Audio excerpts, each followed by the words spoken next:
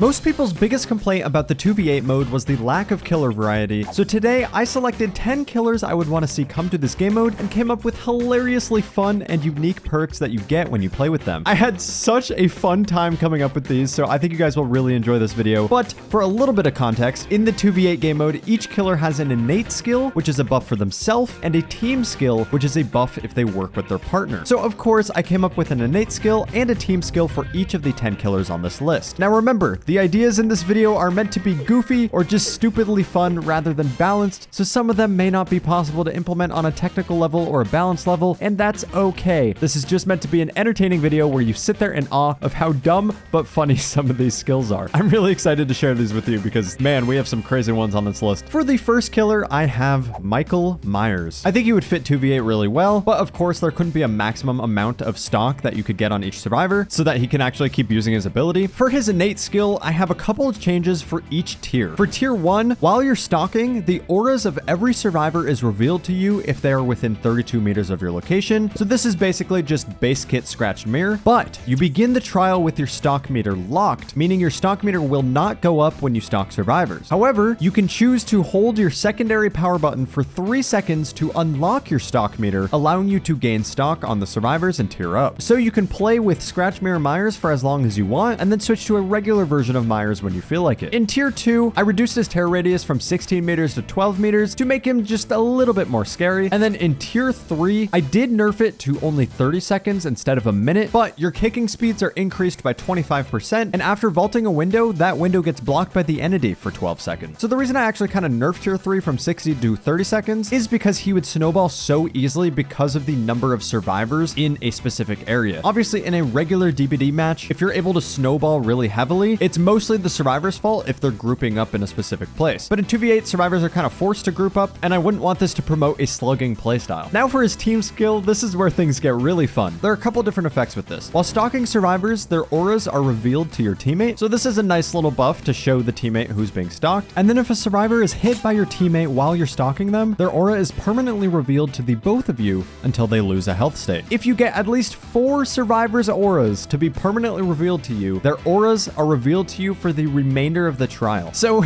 I kind of wanted to combine the effects of Scratch Mirror Myers with Save the Best for last, because that's one of his own perks. So if you essentially ignore 4 of the survivors and are able to kind of build up this aura reading, and you focus on the other 4 survivors, then the aura reading can become permanent to you for the rest of the game. And the reason this would be good is because the survivors that are revealed to you are the survivors you've been ignoring because you didn't want to damage them. So they'd still have all their hook states left, and it would help you take advantage of it. So you'd get a lot of value out of this permanent aura reading. Of course, the aura reading would be disabled while the survivor is in a cage, so that camping and tunneling isn't a thing. But outside of that, it's fair game. All right, the next killer on this list is the Doctor. I think Doctor would work surprisingly well in this game mode just by default, but for his innate skill, I wanted to change a couple of the cooldowns for the static blast to make it a little bit more useful. So currently his static blast has a 30-second cooldown if it doesn't hit anybody, and a 45-second cooldown if it does hit someone, but I wanted to change it a little bit because you're pretty much guaranteed to hit someone every single time you static blast. So instead, if you static blast and no survivors are in its range, the cooldown is 5 seconds instead. If you static blast and only hit 1 survivor, the cooldown is 10 seconds. And if you static blast while there's 2 or more survivors, your cooldown is 30 seconds. So I just wanted the cooldown to be really low if you don't hit any survivors, because this is pretty much never gonna happen. So I kind of figured why not. For his team skill, this one's so stupid and is not gonna be possible. Like, there's no way this would be possible. But for the first thing, it's really simple. If you static shock your teammate, they gain the following effects for 5 seconds. 10% haste, 10% increased vaulting / kicking / breaking speed, and a 10% longer lunge. So anytime you static shock your teammate, which means that they have to be pretty close to you, they get some small nice effects. But this is where things get wild. If you static blast your teammate, it creates a duplicate of their killer, and this duplicate is an AI and will do everything that killer AI does, but when it damages a survivor, it disappears. So I kind of wanted to take the idea of hallucinations from Doctor and implement it in an interesting way, and I think this would be really funny. All right, the next killer on the list is Bubba. Again, I really think Bubba would work perfectly just by default in 2v8, so that's why I chose him on this list. For his innate skill, if you hit someone with your chainsaw, all 3 of your charges are refilled and your movement speed becomes 5% faster until you end your chainsaw sweep. So this will just punish survivors that group up and punish survivors that greed pallets and whatnot, because you could use this additional speed and your extra charges to to really take advantage of your chainsaw sweeps. And then the second effect of the skill is if you get stunned while you're in your chainsaw sweep, so if the survivor perfectly times the pallet throw to stun you without you breaking the pallet, your stun duration is doubled, but then you gain a 7% haste for 30 seconds. So yes, the survivor will make more distance because the stun duration is doubled, but for the next 30 seconds, you're a little bit faster, so it can kind of help you catch up, or you can use that haste to go to a different location on the map. For his team skill, I gotta somehow incorporate Insidious in here. If you stand still for 2 seconds, your teammate becomes undetectable for 10 seconds. And this goes both ways. So if your teammate stands still for 2 seconds, you also gain the undetectable status effect for 10 seconds. I don't necessarily think this would be that strong because the maps are very open anyway, so you'd probably see the killer coming, but I wanted to somehow implement Insidious in there. Except that is only one of 3 effects of this skill.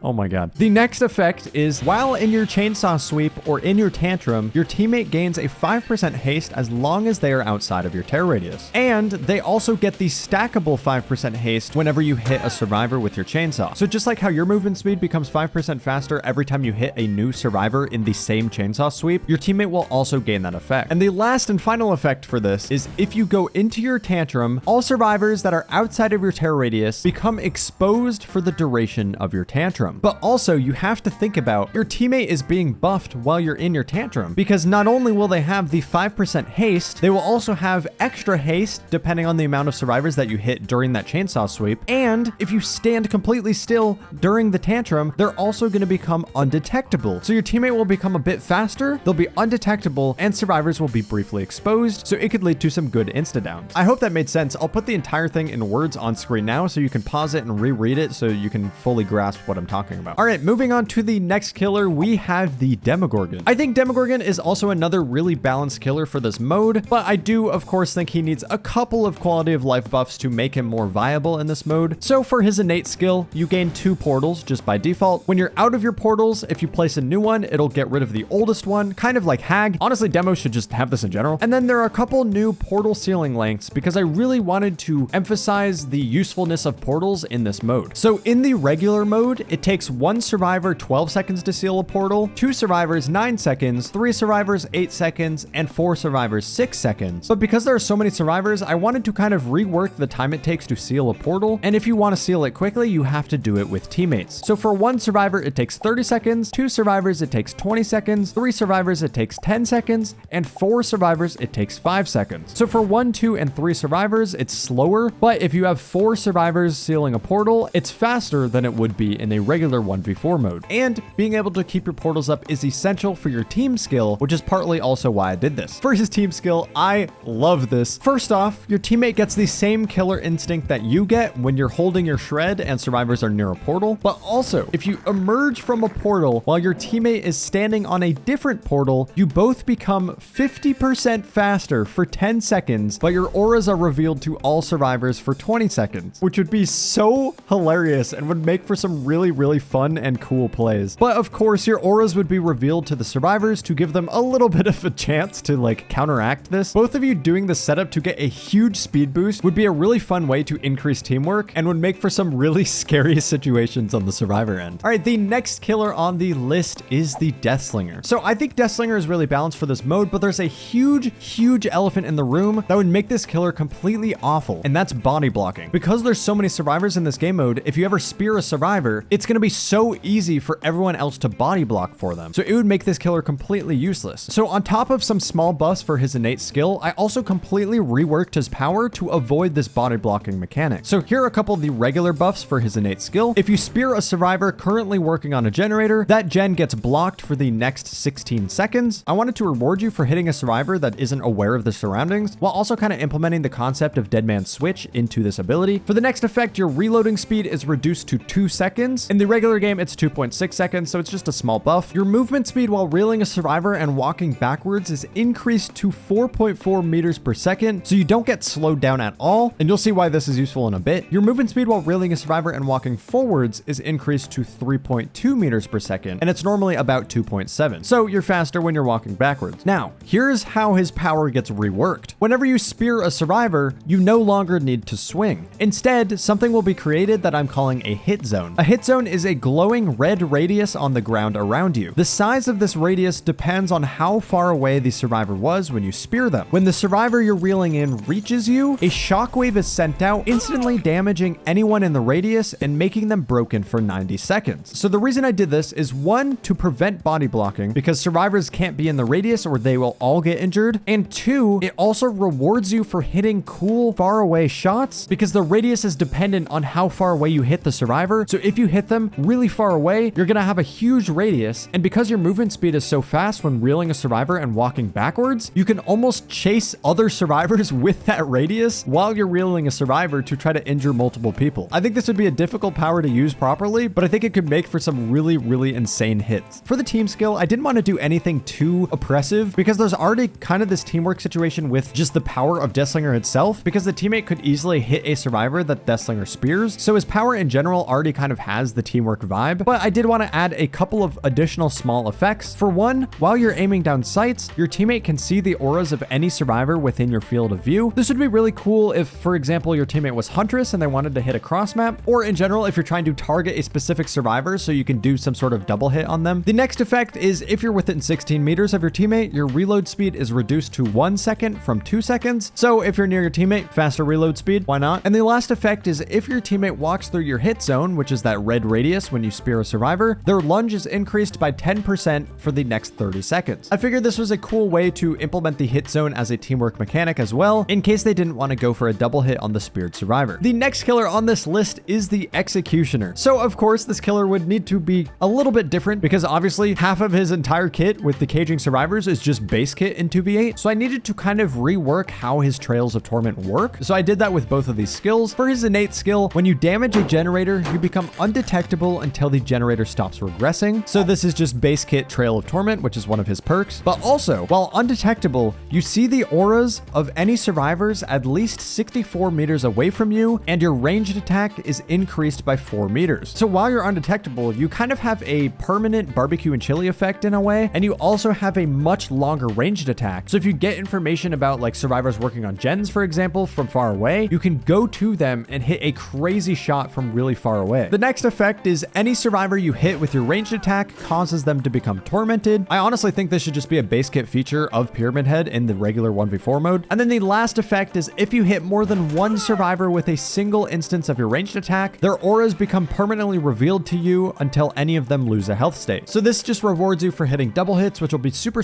rare, but obviously aura reading is what you want as Pyramid Head because you can go for hits through walls. So that's why I decided to choose aura reading. And for your team skill, this is really playing off of the torment mechanic. If your teammate is chasing a tormented survivor, they gain the following effects. They become undetectable, their stun duration is decreased by 20%, and their breaking speed is increased by 20%. So you're going to want to get survivors tormented so your teammate can get a really nice buff while they're chasing these survivors. And then I wanted to make the torment trails at least somewhat useful. So anytime your teammate touches a torment trail, they gain a 5% haste for 5 seconds. So they just make them a little bit faster every time they go over the trail. Honestly, you could probably add that to Pyramid Head himself. All right.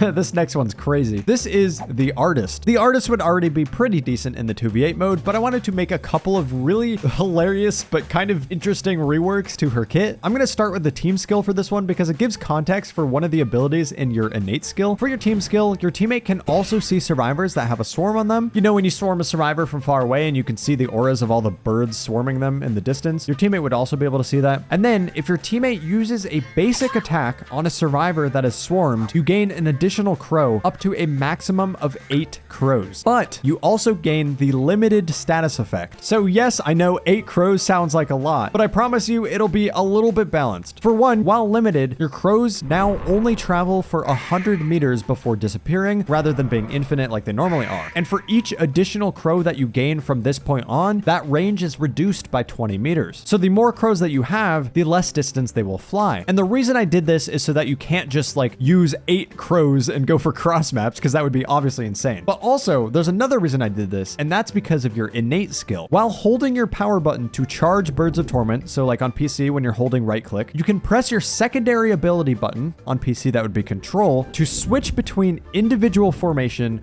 or shotgun formation. Shotgun formation instantly places all of your crows in a circular formation around your body. Of course, by default, if you only have 3 crows, it'll do the one that's directly in front of you, and then the 2 others that are kind of angled from that one in front of you. And as you gain crows, they add to this circle. So the next 3 will be behind you. So for example, if you're doing the shotgun formation towards a survivor that's in the corner of a map, it'll also shoot behind you and hit survivors that are within the map. And then the final 2 crows that you can gain will be on the left and the right of you. So essentially, if you get all 8 crows, sure, the crows won't fly that far, but it makes it a lot easier to hit any survivors that are within 20 meters of you, because it's basically this giant shockwave of crows. I think this is really interesting, but you also don't have to use the shotgun formation. Like, you can just use the individual crows as well. But remember, for each additional crow that you gain, the range becomes less and less. So if you have a bunch of crows, you won't be able to go for those long range shots anymore. So you kind of get to decide which playstyle you want to play into. All right, moving on to the next killer, we have Wesker. Wesker would be so funny in 2v8, and I wanted to make him even funnier with his team skill, but we'll get to that in a bit. For one, a total of 12 supply cases will be spawned in the environment, so it's double the amount that there normally are, because there's double these survivors, obviously. And also, each first aid spray has 4 uses instead of 2 uses, but if a survivor sprays themselves, it will consume 2 uses. So if every survivor is just using it for themselves, it'll be the same as in vanilla DBD, but if you're using the spray on other people, you'll be able to get more uses out of it. And you'll see why I buffed the spray in a bit. For the innate skill, I did a couple of different buffs. I doubled the length of each bound, so your first bound lasts for 1 second instead of half a second, and your second bound lasts for 2 seconds instead of 1 second. Part of the reason why I did this is because the maps are much larger, so you kind of need a better bound for faster traversability, while also being able to use the extra distance to hit a survivor with it. And then the other ability with this skill is if you vault a window or a pallet with your ability, it causes the entity to block it for 16 seconds, disabling the ability for survivors to vault it. So just base kit Bamboozle essentially for his ability, but it also blocks pallets too, not just windows. And then for your team skill,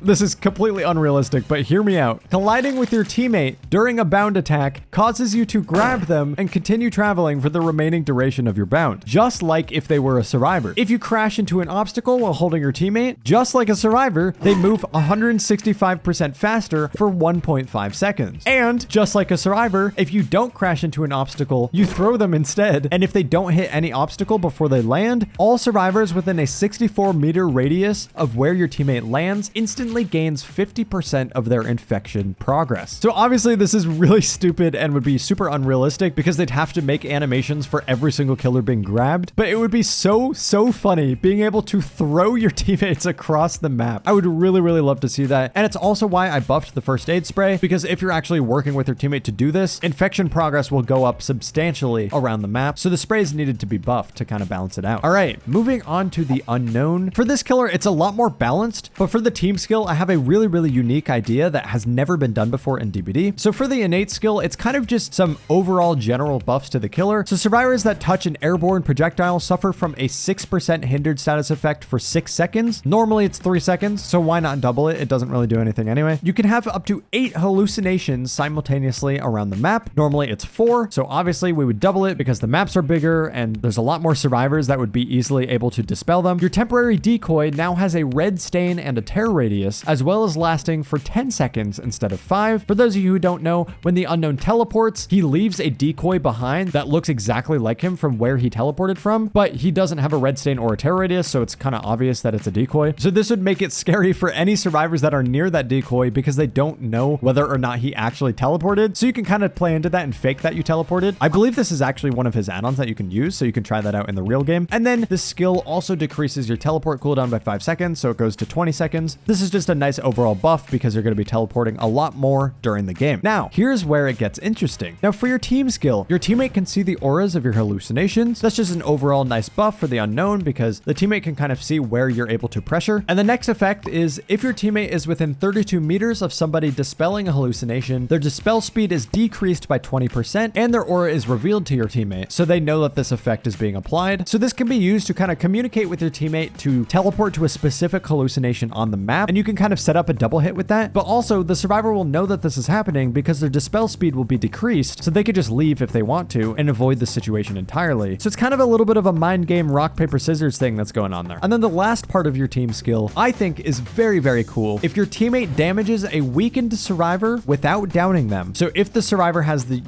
pink weakened status effect on their HUD and your teammate damages them without downing them, that survivor suffers from the confused status effect for the remainder of the trial. This is a new status effect that I came up with, and it gives the survivors the following effects. Number one, and most importantly, progress bars are no longer visible. So if you're healing someone or if you're working on a gen or whatever, you no longer see those progress bars. This is kind of interesting because it confuses the survivors so they don't really know whether or not to commit to a heal or commit to a gen or something. The next effect is that skill checks have a 25% chance to appear in a random place on their screen. This is just kind of like the doctor effect, but for the skill checks. And lastly, the great skill check success zone is completely hidden and can appear either at the beginning or the end of the good skill check success zone. So survivors won't know where to hit their great skill checks. This won't be that big of a deal, but I thought it was kind of interesting, so that's why I added it. And last but not least, we have Vecna. Besides the fact that there would be a ton of magic items around the map, I honestly think that this killer is pretty balanced for 2v8, but I wanted to add a couple of buffs with his skills to make him even better. So to start off, 12 of the treasure chests spawn around the environment instead of 6. It doubles because there's more survivors on the map. So obviously this is a huge downside for Vecna, but there's a bunch of buffs that make up for it. For his innate skill, I have a small effect for all 4 of his abilities. For Flight of the Damned, it adds 2 more flying entities. So there'd be a total of 7 flying entities. The outermost 2 on each side are lowered to the ground, unable to be crouched under. So survivors can still crouch under the middle 3, but if they're not within that center tunnel, for lack of better words, then they can get hit by the ones that are lower to the ground. I think this is a nice, interesting buff, which could potentially be part of this killer in general and would kind of make the counterplay a little bit more interesting. But anyway, for his mage hand, it blocks upright pallets for an additional 2 seconds. So normally it's 4 in the regular game, but this would bring it up to 6. For fly, if you fly over a pallet or a window, it gets blocked by the entity for 30 seconds. So this is a great way to just eliminate a resource from being used. And lastly, for the dispelling sphere, it has a small glowing orb in the middle of it. This will be important in just a second. For your team skill, if your teammate touches this small glowing orb in the middle of your sphere, the dispelling sphere becomes attached to them, but decreases 50% in size. For the next 10 seconds, your teammate gains a 100% haste that gradually lowers to 0% over the course of the 10 seconds. So your teammate goes twice as fast and slowly gets slower over the 10 seconds. The sphere gradually grows to 100% size over those 10 seconds. So at the beginning of this effect, it's pretty small, but it grows to the regular size as the killer gets slower. And lastly, your teammate cannot damage survivors during this effect. Now, that's not just it. On top of the current effects that Dispelling Sphere gives the survivors, if they're touched by this sphere during these 10 seconds, they gain 7% haste, but they also gain pretty much every single bad status effect as a survivor until they heal or lose a health state. So they gain blindness, exhaustion, exposed, oblivious, and then if they're injured, they also gain hemorrhage and 2 instances of mangled, which means it takes 50% longer to heal them. So with your Dispelling Sphere, you can have your teammate touch it and then go really fast around the map, zoom around the map, affecting any survivor they can find with so many different effects, which can be used to your advantage later on in the game if survivors decide not to heal. I know this is like batshit insane, but I think it would be so